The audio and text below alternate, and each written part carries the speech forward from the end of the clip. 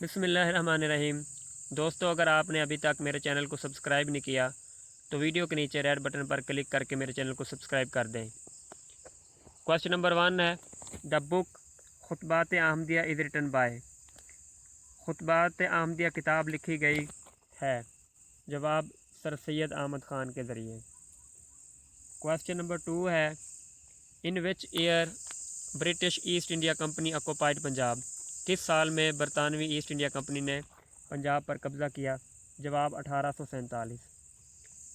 Question number 3 ہے علامہ محمد Iqbal delivered his famous الہ آباد ایڈریس ان۔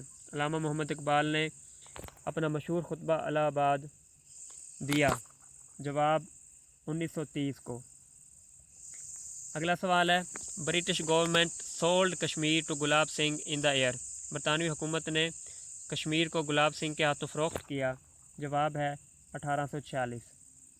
اگلا سوال ہے which state was attacked by India on 11 September 1948۔ کس ریاست پر انڈیا نے 1948 میں حملہ کیا تھا؟ جواب ریاست حیدرآباد دکن۔ اگلا سوال ہے who was the viceroy of India. India کا وائسرائے کون تھا at the time of partition of Bengal? تقسیم بنگال کے وقت انڈیا کا وائسرائے کون تھا؟ تو جواب ہے لارڈ کرزن۔ اگلا سوال ہے Indian dependence act was enforced آن۔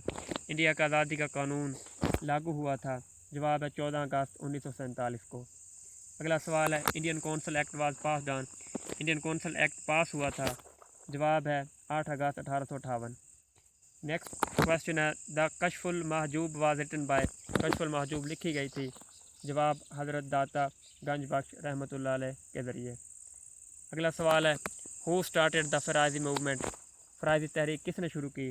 جواب حاجی شریعت اللہ۔